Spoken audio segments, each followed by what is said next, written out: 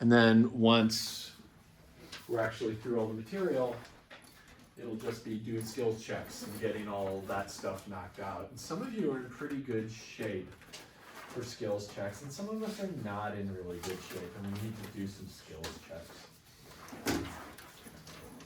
So,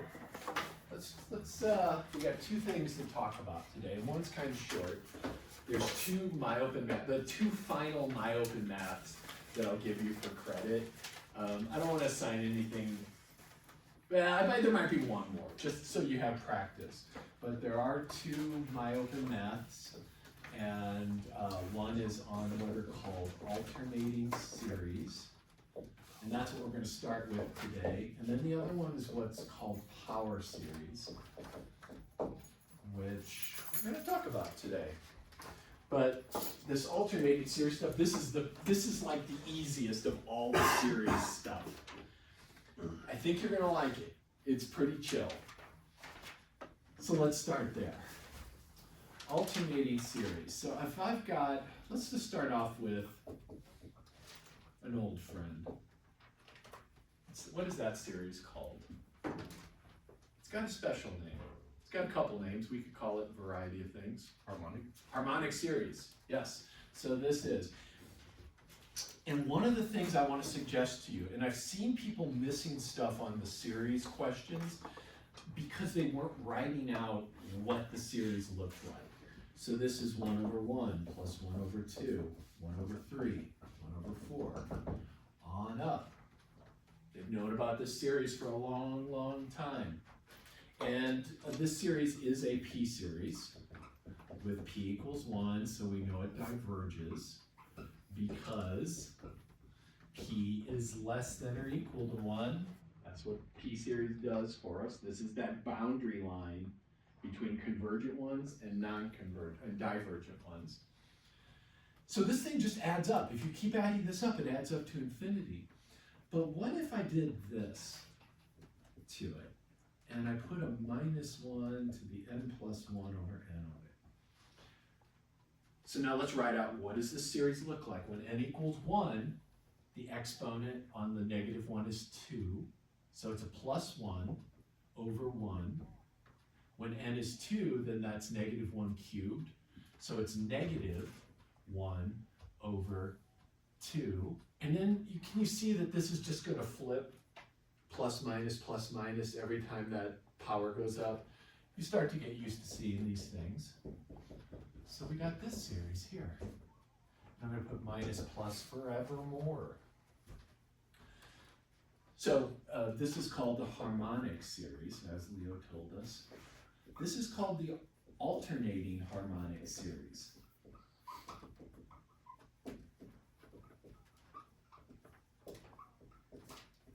And so today's all about studying these very special series that every other term is a negative and every other term is a positive.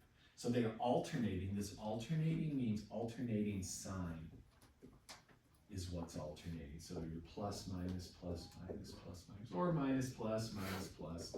Doesn't really matter where you start. But every other term is a negative. Every other one between those is a positive. So this series, does this converge? We know this one didn't. I don't know if you remember the argument I gave. I showed that this was remember how I kind of grouped these, and so this was, or grouped these were each greater than a fourth. So there's 2 of them, so this was greater than a half. And then this next one, you grouped the next 4 and they were greater than a half. And so this thing just kept piling up. It's hard to see. Does this thing amount to anything? So before we get there, let's talk about the test we're going to use. So this is called the alternating series test, AST.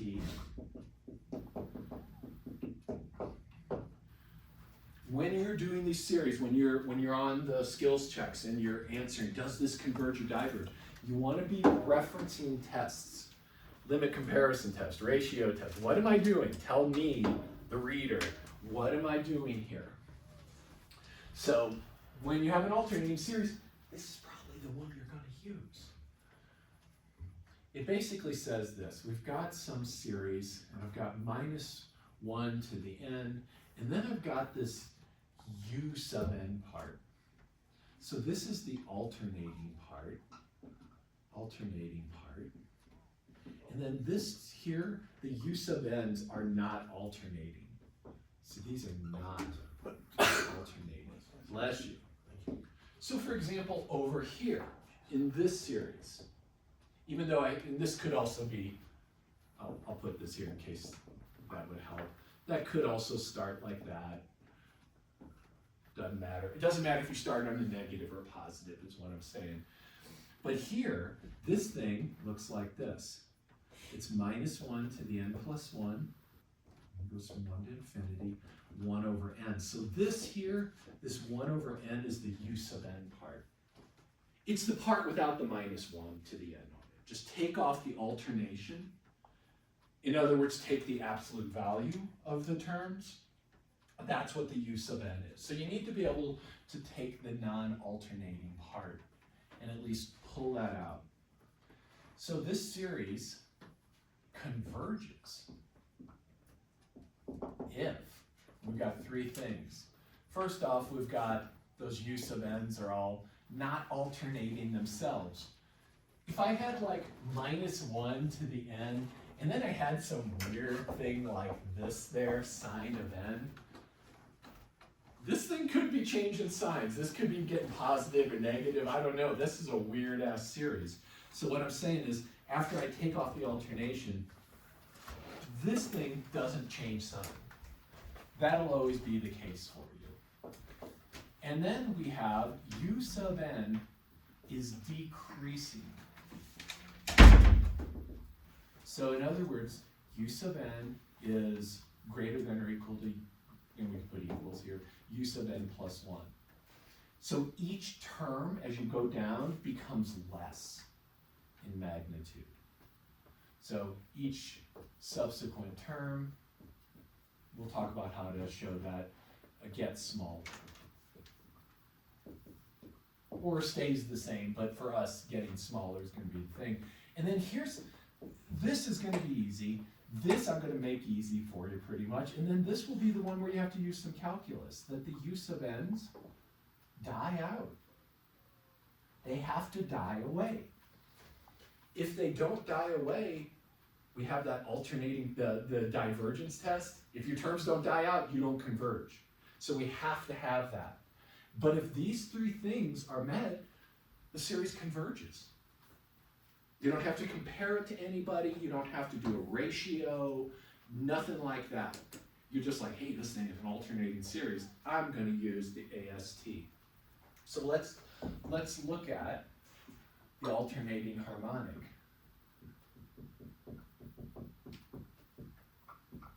You might be able to even answer this question already. You can kind of like pull the parts out. So here, one is, I'm going to go, okay, what's the non-alternating part? So non-alternating term. And here, that's just 1 over n. I just pull off the alternation. Is that all making sense? Like how I'm getting that? Yeah? Just slap absolute values on if you want to think of it that way. And this thing is always greater than or equal to 0 when n is bigger than or equal to 1 for sure. So we're good to go. This will be like, you'll just write this down and it'll be true. And as long as you don't put the minus 1 in there, you're going to be doing A-okay. So is u sub n viewed as a sequence decreasing? So let's look at the terms. We've got 1 over 1, 1 over 2, 1 over 3, 1 over 4. Are those getting less? Are they decreasing? Is the next term less than the previous term? We can kind of see that here, right? Because we know that, I mean, we don't know fractions great, but we probably know that a quarter is less than a third. And if you don't, I want to make some deals with you on some things. We're going to split some things if you don't know that. And then I'm going to come out way ahead. So these are decreasing, but how do you show that? So how to show, I'm going to show you a couple ways to do this, that u sub n is greater than or equal to u sub n plus 1. This is the current term, this is the next term. So for us, we have u sub n is 1 over n. And this guy over here is equal to 1 over n plus 1. Could somebody give us a convincing argument why that is true? Why is that true? There's a lot of ways to argue this, but intuition would be okay too. What do we think? Sophia, you got a sense? Like the 1 over n is greater than 1 over n plus 1. Yeah, why is that? Yeah. We're just increasing the denominator. Perfect, yeah. The denominator got bigger, right? The top stayed the same, the denominator got bigger, so the fraction went down. And we've kind of used this thinking about limits, right? The top is fixed, the bottom's blowing up, it's shrinking. So that's a great argument. So we could put this here because 1 over n plus 1 has a larger denominator. That's a great reason. Let me show you another way to show this. So just what Sophia said there. Or I could show you this. Certainly this and this compare like that. Who wouldn't argue, right? There's one more on the right. So we know that 1 plus something is bigger than the something. Cool. I'm going to flip the side, so take the reciprocal. And this is a thing that is just good to know in general. When you take the reciprocal of two things, you change the inequality.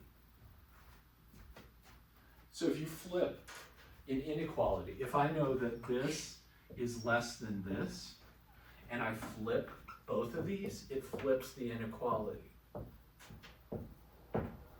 So in other words, 10 is bigger than 2, and 1/10 is less than 1/2.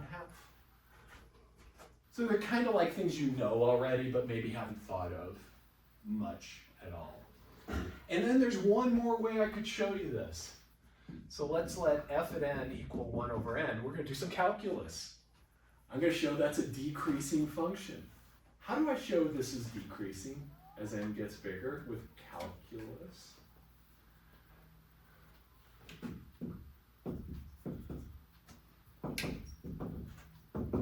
How do you show functions decreasing using Calc 1? Boy, the eyes are dropping away. What do you study in Calc 1? Derivatives. Derivatives. So yeah, Leo, there you go. What about derivatives tells me if something's decreasing? So first derivative, how do I use that? It's the rate of change. It is the rate of change. So Yeah. Like the derivative of acceleration and velocity. Derivative of velocity is, Yeah. When is the decreasing? So when do you have when you have an acceleration and a velocity, what is your acceleration when your velocity is decreasing? negative. Negative, that's it. So negative.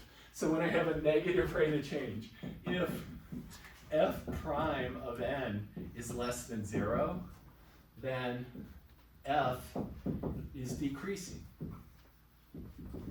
Remember that now? First derivative? Take your first derivative.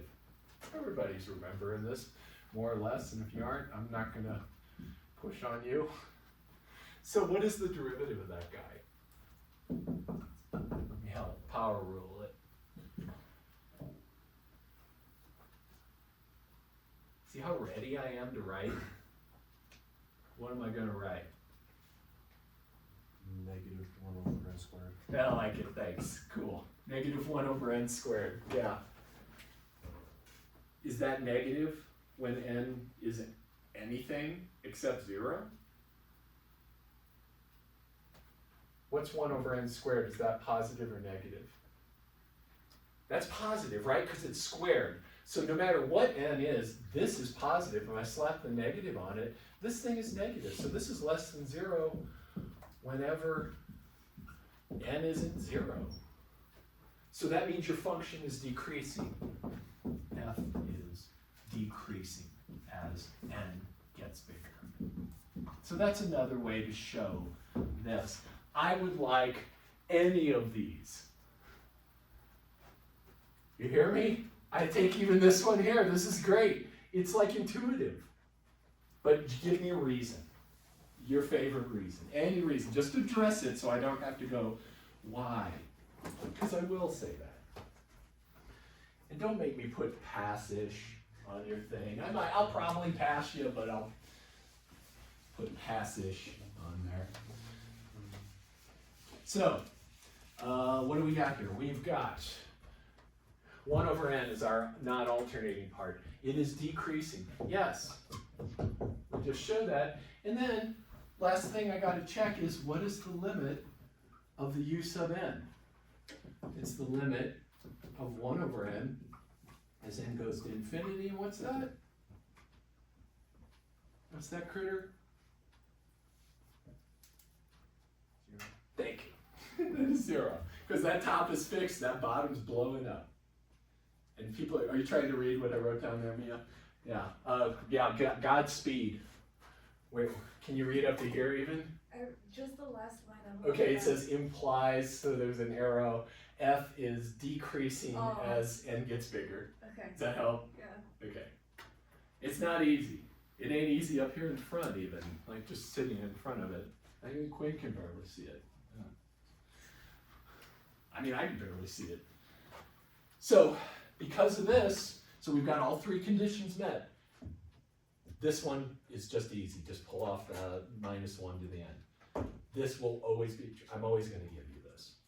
Like basically, I'm going to give you alternating series that basically converge, unless it's, this part will go down. I'm not going to, just know, this will work.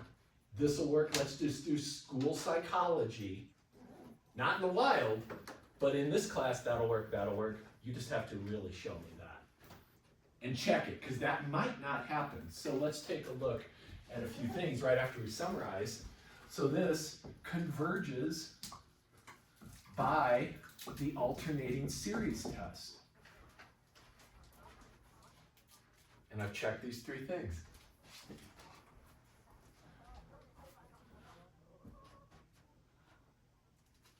Cool. Okay. What about one other thing? Oh, so once we, after addressing if an alternating series converges,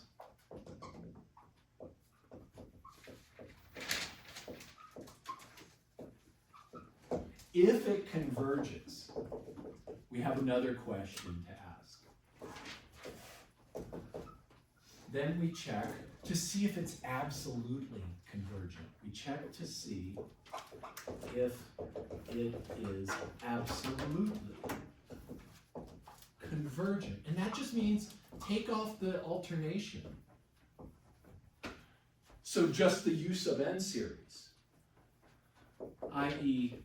does, and let's write it out here a couple ways. You got your -1 doing stuff, u sub n, slap on absolute values.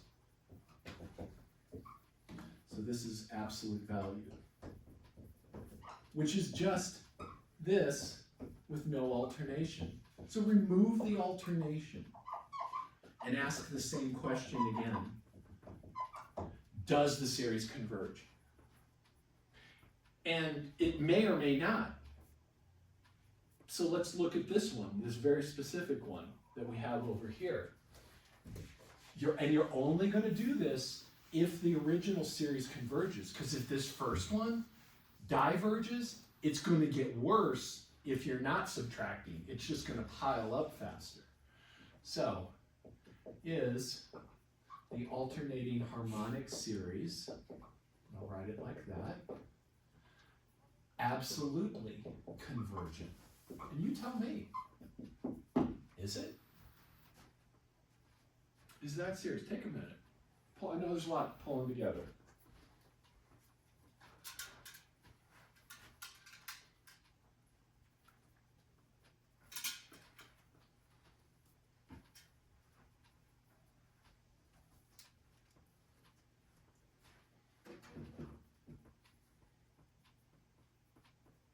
And I didn't finish the sentence, converge, as I watch people write what I've written up there. Question. So what do we think? Is the alternating harmonic series absolutely convergent? What do you think, Neil? That's right. I can see you. You're not eclipsed.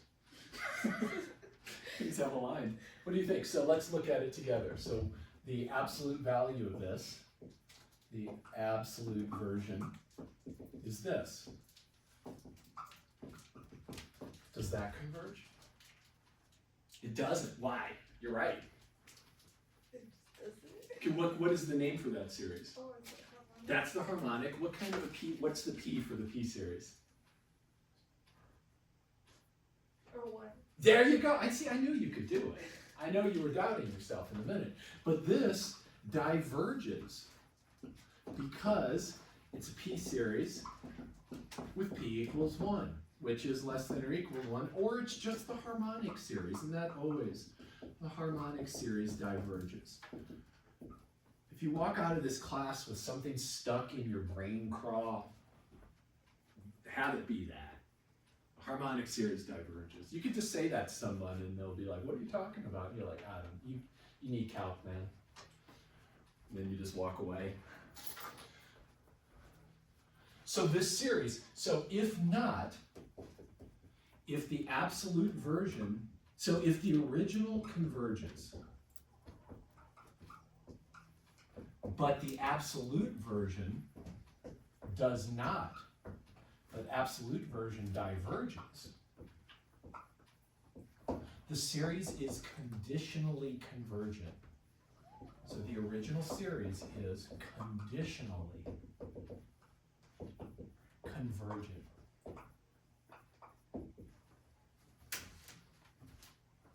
If you are not absolutely convergent, you are conditionally convergent.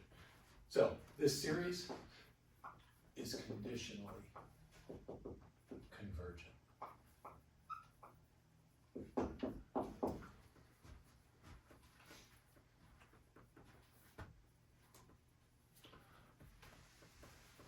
Now there's some wild stuff that can happen with a conditionally convergent series.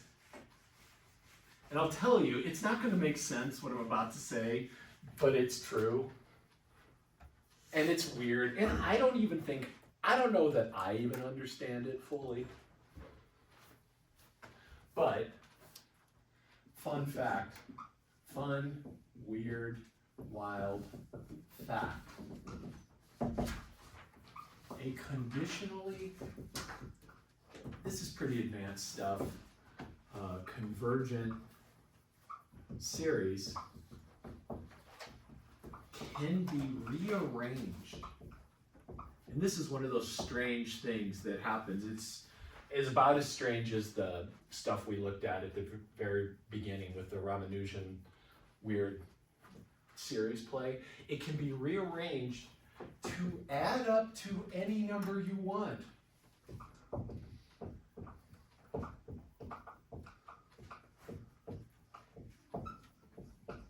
And that's weird. That's crazy. So what I'm saying is, you tell me, I've got this weird series. So we got this guy here. Here's our original. That's the alternating harmonic. Keeps on going. In fact, I'll tell you, this thing actually does add up to a nice number.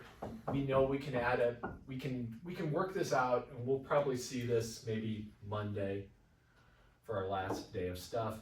This adds up to the natural log of 2, which is kind of surprising. That's a lovely number-ish. It's like 0.7 or something like that. But I can take this thing, and if I rearrange, so e.g., I don't even know, but a rearrangement would look like this. A rearrangement would be maybe like minus 1/2 minus 1/4 plus 1 plus 1/3 minus 1/6 minus 1/8 plus Then the next odd term is 1/5 plus 1/7 minus blah, blah, blah. So notice how I'm kind of flipping some terms? That'll add up to something different, which is crazy. And I don't know what that thing is, but I do know this.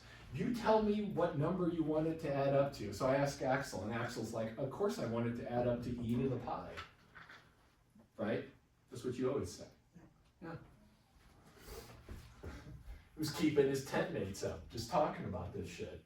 I can find a way to rearrange that series in some rearrangement, which is crazy. It's pretty wild. So these things are like on the cusp of not converging. They're just like, boy, if things were a little worse off for me, I wouldn't add up at all. You pick your favorite number, you can add it up. So before we go on and look at some more, I want to talk about one other aspect of these guys, because they're one of the series we can do something special with. Let's think about how these series actually work. So here's a nice visual for an alternating series.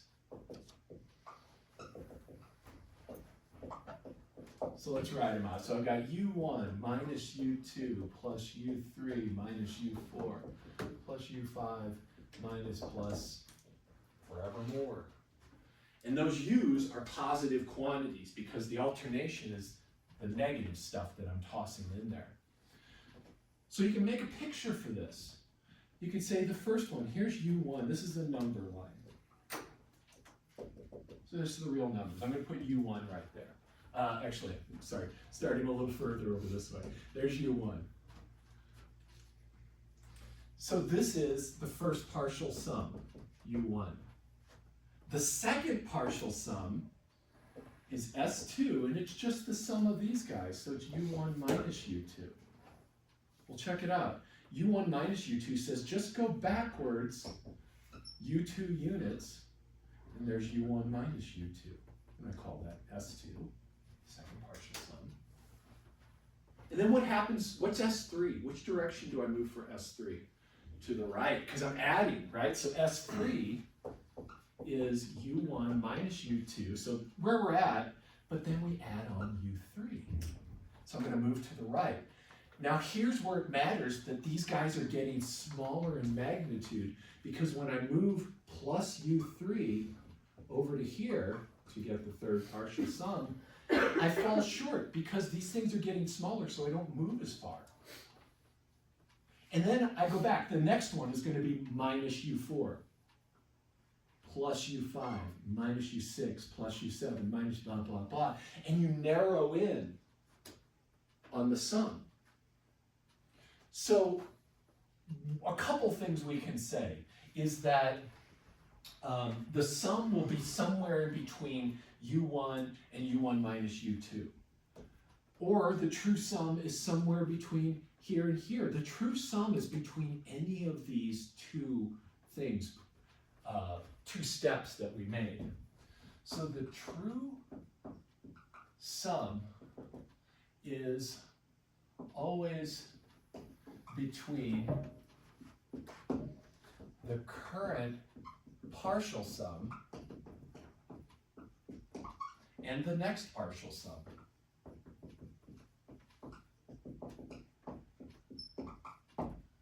So in other words, the truth is always between S sub n and S sub n minus 1. And these might actually change it, or plus 1. It depends on which one becomes less or more. But it's always between 2. So let me write one more guy out here. U6 plus U7. Let's look at this guy here. This is the 7th partial sum. I want to get an estimate on how close that is to the truth. So I've taken the first 7 things, I did this on my calculator or Excel, and I got that value. How close is that to the truth? Well, think about how we got there. We had S1, which was U1, and then U2, U1 minus U2 is here, and then U1, then we plus U3, minus U4, plus U5, minus U6, plus U7. So right there, is my partial sum of 7 things. Now where am I going to move? I'm going to move to the left. But that means the truth is this thing here is within the next element, U8, of the true value. Because U8 is just the distance I go back. So in other words, if this is S7, here's S8, it's right here, and this distance was U8. So the next term is how far away you are from the truth. Let me make it solid with our harmonic series. And I might need someone to actually get that value for us. But let's answer this. So example, how close is 1 minus 1/2 plus 1/3 minus 1/4 plus 6 plus 1/7. Let's go out a little further. Plus 1/9 minus 1/10. How close is that to the true value? Now there's infinitely many things out here. But I know that this is within the next element, 1/11 of the truth. Because that next element, so right here, this takes me to that minus 1/10, and then I'm going to add on, so if this is my S10 right here, where's the truth? Well, the next term says add on plus 11, 1/11. So this would be S11, and my truth is between these two. This is how close, this is my error term on how close I am. So this sum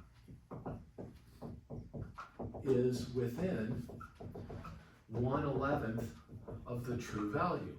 So I need a couple friends here to help me out. First off, what is the actual true value? What's the natural log of 2? Anybody crank that out? See, now Emily has to do it. 0.69314718. Okay, all right. Okay, you got that too, Emily. Mhm. What was the next digit, Leo? 31. 3-1, thank you. So, and then blah, blah, blah, right? Could someone, this is a bigger request. Could someone do this for us? So take one, like you guys are looking at me like I'm asking you to like take your liver out with a spoon, but it's just do like those simple things. 0.6456. Okay, sorry. Okay, awesome. So what was that, Leo? 0.6456. 0.6456. Awesome. Pretty close to that. Not great. And what is 1/11? Oh, that's like 0.0909 repeating. cool. So notice this, that our approximation is S10 equals 0.6456 and some change. And so our error is less than or equal to 1/11, which is equal to 0.090909. What is our true error? So this is our upper bound, but what is our true error? So in other words, this minus this. True error equals upper bound 0.0.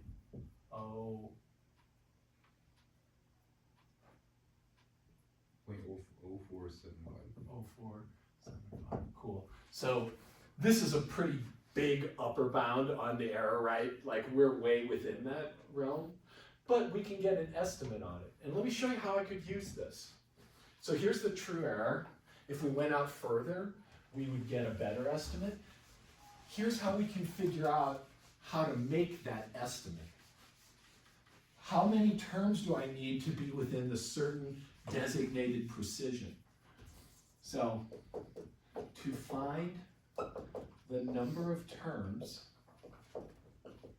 required to meet a level of precision, required to estimate to within E of the truth, true value. If you had infinitely many terms, use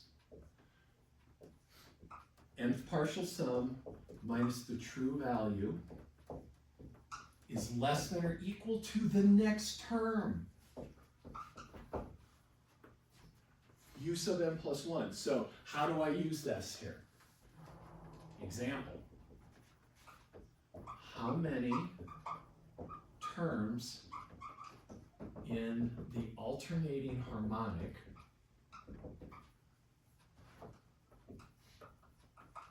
are needed to estimate our true value, which is natural log of 2, the truth, to within something better than we've got, let's say 0.001, 1/1000th of the truth. That's a question. So here's how I do it. I take this thing up here. So I'm going to write this out, nth partial sum minus the truth, t, is less than or equal to the n plus first term. And I just have to write this out. That's 1 over n plus 1. We've got the formula for these guys. We just grab it, put a plus 1, n plus 1 in instead of an n. And so this I'm going to set less than or equal to my given tolerance. So this is the given error bound. Error bound. And now we're going to have fun because I want to see how you can solve. I want to see you solve this inequality. Please solve. Please. What's n? And I just feel like you probably haven't solved inequalities in a long time. So does anybody have any tips on how I could solve this? Maybe we should talk about it. How do you solve an inequality like this? How do you figure out? Trial and error is one way, right? But boy, that sounds painful. N is 1. Oh shit, that's a half. N is 2. Oh shit, that's a third. That's not it. That sounds painful. How can we just knock this out? Multiply by the reciprocal. Yeah, or take the reciprocal. Yes, so take the reciprocal of both sides. Yes, exactly. Or cross multiply and then do all this stuff. Yeah, reciprocal sounds so much better, right? So reciprocate. And so this becomes n plus 1 over 1. This becomes 1 over 1,000th. And what happens to the inequality when I reciprocate? It flips, indeed. Thank you. So now I work this out. This is what? 1,000. 1,000, perfect. So that's 1,000. So n plus 1 has to be greater than 1,000. So n just has to be greater than 999. So I just have to get 1,000 terms. That would suck. Unless I had Excel or a piece of Python code or something. Or God help you if you program in Java. I'm sorry. So we need at least 1,000 terms. No one's sitting around for that shit.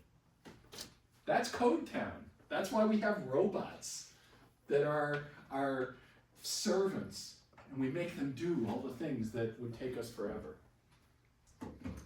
So let's do an example together. And I think I'm going to keep today chill. We're just going to do this. I was thinking about introducing something else. We'll just do that on Wednesday. Why rush? Right? This will be enough for today.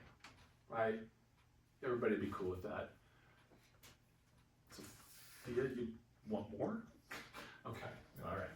Just wanted to make sure because you can do that. Now that you're feeling better, I guess you just can't get enough math.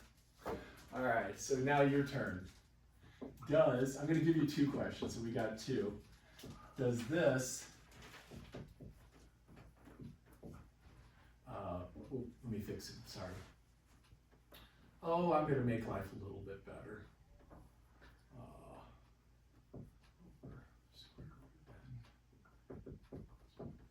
shit. Even more, sorry, I'm sorry. Make it n cubed. All right, there we go, I'll stop now. That's better. Okay. Does this converge? And so I want you to first answer that. Hint, hint, the AST, if you have been somewhere else for the past, 40 minutes or so. Converge. Does it converge absolutely? Take a minute and help your brain process this. I'll walk around and help if you need it.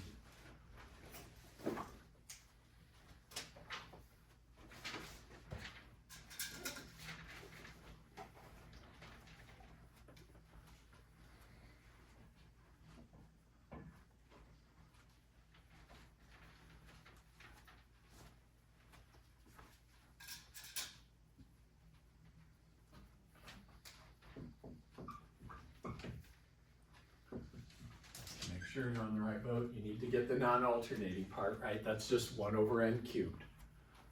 That's where all your work is going to go into answering this question, this first question. And I guess the second one as well. No one out there can help you. Oh man, somebody ripped me in final evaluations one year because I said, I was doing something on the board and someone said, Jesus. And I said, no, that's no fair. Jesus can't help you. You can't cheat. And someone got really upset because I said Jesus couldn't help them with math. And I was like, I'm not saying Jesus can't do math. It's called cheating if Jesus helps you with your math in class. I mean, for crying out loud. But yeah, they wrote me a bad evaluation because of that. It's stuck in their craw. They held it the whole semester. And seriously, let Jesus worry about some other stuff. There might be more important things.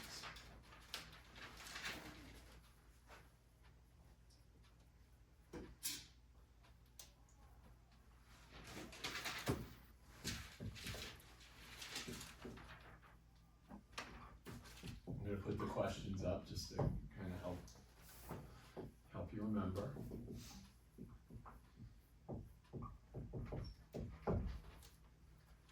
We need all 3 of those things for this to fly.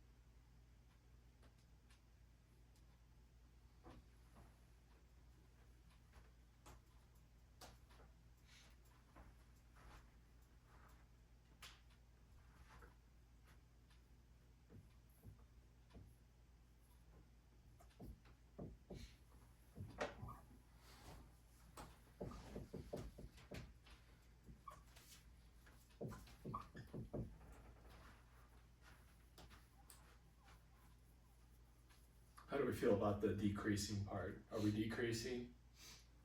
What arguments did y'all use? Did we use Sophia's axiom? Yeah, I mean, it's a good way to do it, right? Bottom gets bigger, whole thing gets smaller. Did anybody do it a different way? Anybody use count? No one did. But we could, if we wanted. If I just said f of n is n to the negative 3, look how I just want to show you how easy this is. Negative 3 n squared. So it's just a negative number, right? That's negative 3 over n squared. That's not too painful. So that's less than 0, so decreasing. That's also a great way. Just want to remind you that calc is something you know and you can do and use it. So with this, we could say, yeah, the bottom gets bigger, just write that little sentence or something like that, or you could do that other thing that I did, that would also work. So we got that, yes, it is greater than or equal to 0. Is this true? Yeah. Why, Quinn? Tell me, what's the reasoning? You're right. Because the numerator is fixed and the denominator blows up. Beautiful. Fixed numerator, bottom blowing up, goes to 0. Perfect. Yes. And then I would say, well, this person has clearly, clearly done the alternating series test, so the series converges. Yay! Isn't that lovely and easy? Not bad. Really not bad. So on the alternating series skill check, don't do anything else. Like I've been warning people, like Quinn and I were talking, and Quinn doesn't do it, but I was warning Quinn, when it says use substitution, you use substitution, right? Don't do other weird stuff. Sometimes people don't even read the titles of these things. So the alternating series one, this is all you do. This is it. Now, does this series converge absolutely? So does it converge absolutely? If I can spell that. And if you haven't answered that, take a minute to ponder that. And you also need a reason. And this falls back onto everything that's come before this.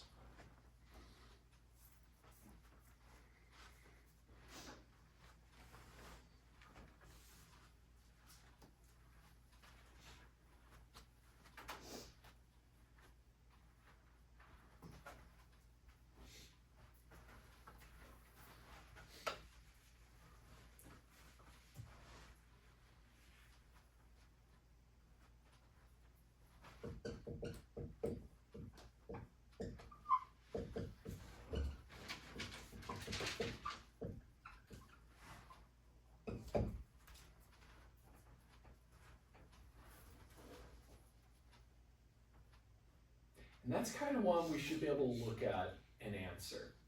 Because what kind of a series is that? P series. And Sophia, does that converge? What's P here? P is 3. And so this does converge because P is bigger than 1. So yes, it's a P series with P equals 3. And don't leave it like this. Right? Because that'll screw you up. That's not the P. The P isn't -3. The P is +3. You got to get it in that fractional form. A couple of folks made that mistake on the last skill check. So P series with P equals 3, since P is greater than 1, strictly greater than 1, it converges. So this series converges absolutely, which means its original also converges. Converges absolutely. And that doesn't mean like I'm totally absolutely sure that it converges. It means with absolute values on, sucker converges. Cool. Let's try one more. Let's answer another question then. This one, I don't even know what that adds up to. I haven't a clue. I don't know what this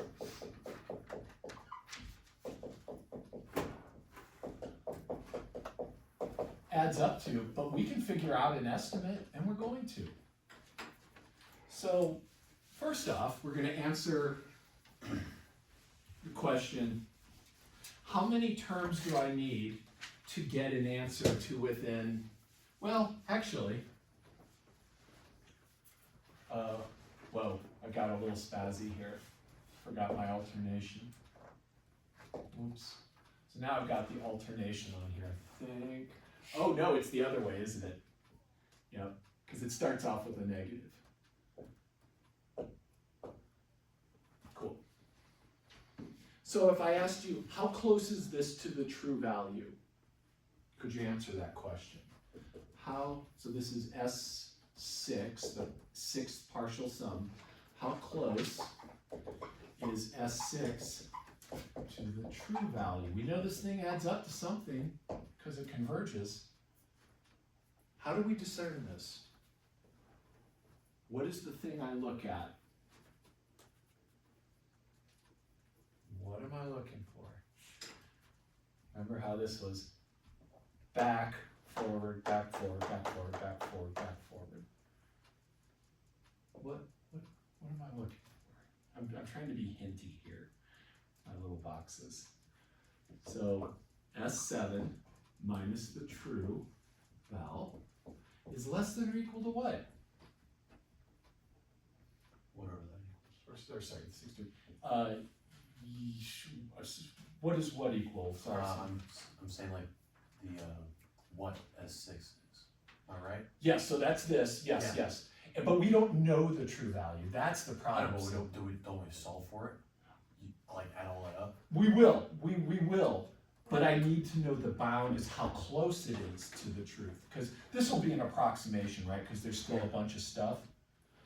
What is the bound here? Does anybody remember? 1 over n plus 1 cubed? Yeah, 1 over the next term. It's less than or equal to the next term. So just put the next term here without the minus. Does that make sense? So in other words, it's going to be 1 over 7 cubed, just like Quinn said. Yeah. Quinn used n equals 6 and did the very nice formula, but this is what you were talking about. You see what I'm getting there?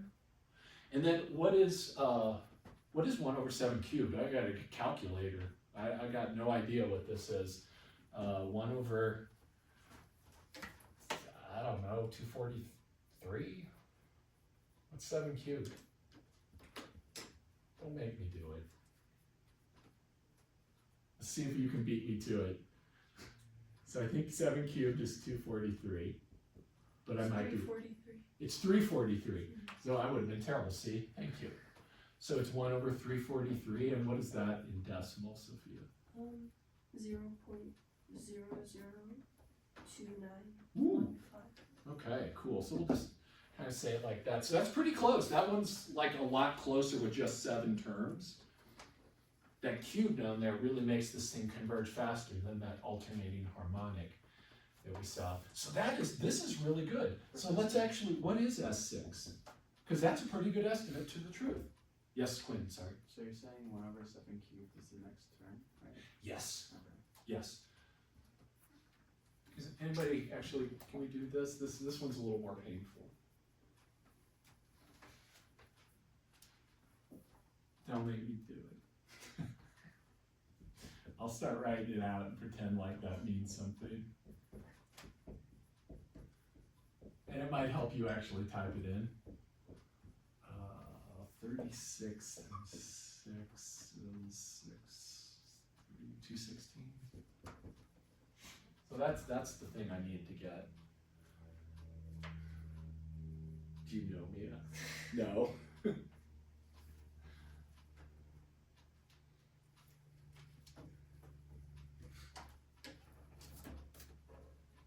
Oh shit. And this should have been a -1. So just whatever, if you're already going, just subtract 2 from your answer and it'll be fine. So if you already used the 1, because I was a bonehead and didn't put the minus, just keep going. And if you subtract 2 from that, you'll get the answer.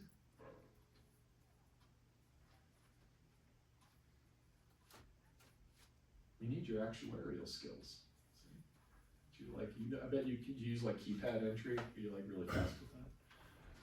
Negative 0.8997. Boy, that's damn close to 0.9, negative 0.9.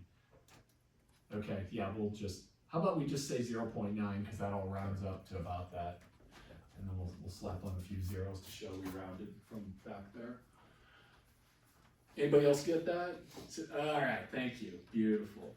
So that's the true value, or that's not the true value, but the true value is just a tweak on this last decimal place. We know that these are correct. Look at your error term. Those first 2 places, the tenths and the hundredths, have zeros in them. So that means that the true value is this plus or minus that number. It's somewhere between those 2. And so these are perfectly right. We're solid on 0.9, negative 0.9. And then I have one more question to ask you. Well, let me just make sure, is this making sense? Because you definitely will be doing this in my open math, 100%. Emily, you feel okay on this? Yeah? Axel, how are you feeling? Right. Have to do it a few times, Quinn. So if the sum of the terms is greater than the next term, then you're good. Wait, say that again. So like S sub 6 you said was 0.9, right? Yes. Since 0.9 is so much bigger than 0.0029, we can just leave it. So here, actually, let me clarify what I was saying, because I think maybe there's something in there about what you're saying that sounds right, but the true value, if I had infinite information, is less than or equal to this plus this error, let's call this E here, and it's greater than or equal to negative 0.90 minus that error. So this kind of tells me how close this is if I had the rest of the infinite information. Does that answer your question a little bit better? Yeah. Cool. So that's pretty good. Let's do one last thing. How many terms would I need? So the next question is, let me get an eraser. Actually found it. Last question, then we'll call it a day. And I appreciate you all being here. Good job. Thanks for being in class. Thanks for being present. So last question is, how many terms are needed to ensure that S sub n, how many terms, that's an n that we're looking for, minus the true value is less than or equal to 0.0001. So what if I wanted to get 4 solid decimal places of accuracy and know that those were right? What number of terms do I need? And so here's what you need to remember. It's pretty much this thing just flipped around a little bit. Is less than or equal to the n plus first term. So you have to put u sub n plus 1 here. So you're going to find that, which is this guy, n plus 1 over n plus 1 cubed, and you're going to set that less than or equal to your desired error. So we're going to take this, and we're going to set this less than or equal to 0.12341, and solve. So please do that. Solve for n. You'll have to take a cube root, do some reciprocation. I'm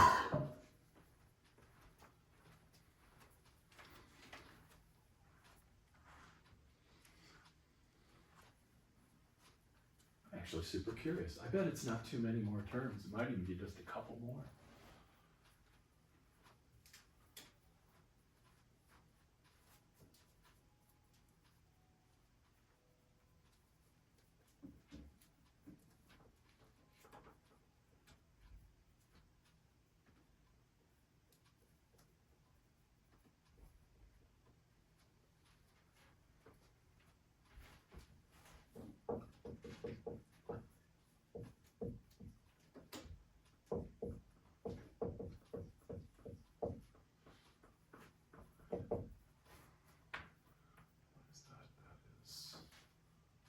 Is that like 100? Is that 100,000? Yeah. Yeah, thank you. 100,000. So I need that bigger than 100,000.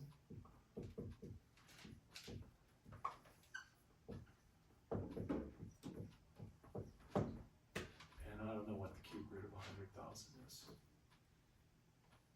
But you'll be able to find that. Do you have it already, Quinn? Oh, okay. Fair enough. No, yeah, it's all good.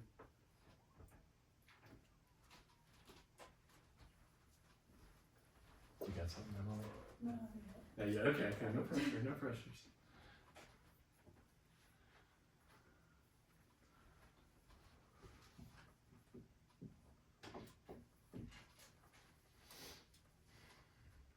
Can anybody got a cube root? Mia looks like she might have it. Sophia has it? Did you get cube root of 100,000? Yeah, what you got, friend? 46, 442. 36. 46. Oh, 46. Point? 42, I just. Or just like, wait, like that? A .42. Oh, really? Oh, wow. Huh, wow, damn, that's small. It's still actually freaking big. It's a lot of terms. So n, I guess, is subtract 1, n has to be greater than or equal to 45.42. Well, I guess I was way off on how many terms we need, because that's a shitload, and that's like, no one in their right mind wants to do that. Back in the day when, you know, you're like Newton and that's what you did all day, sure, Newton could do that. So here we would say n has to be greater than or equal to, it needs to be a whole number, so 46. We'll just round up to the next whole number. 46 terms, damn, that's a lot. So this requires 46 terms. Boo. No thanks, not doing it. I mean, it's cool, but like, you know, no. Sometimes it's like, learn to say no in your life. This is the hardest thing to do when you go into the professional setting. It's hard to say it here in school. There's like, here's your final project. No, I'm not doing it. You get kind of screwed. But like when you can, say no. That's what the best part about becoming a full professor was. That's when I got tenure. I was like, no, I won't do more. Yes, Quinn.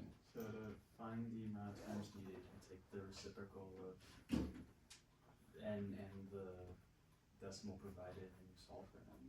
Yeah, essentially. Yeah, definitely. Yeah, and check out some of the myopen maths. They'll let you know if you're doing it right. And I'll give you all some more practice skill checks like I did last time, so you know what to expect. And that's all for today. So it's enough. It's enough for today. So there's 2 myopen maths opened up. If you wouldn't mind, just hold off on the power series one. Just do the alternating series one, because I know you're going to run home and like get on it immediately. So when you do that, just the alternating series, Mia. Do not do the other one. And what happened to that cap? Didn't the cap fly off somewhere? Yeah, who knows? Well, anyway, that's all I got for you today. Oh, is it really? Nice eye. Thank you. It's like really over there. All right. Where? Right there. Like by the wheel. The back. Oh, I see the cam you gotta get on. How can you see that? Thank you. That's good stuff. Oh, coming through. Sorry. No, you're all good. All good.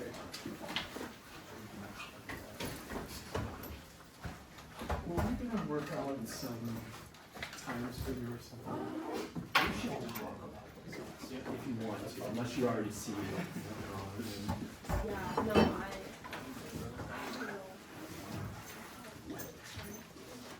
Wait, like so we switch it.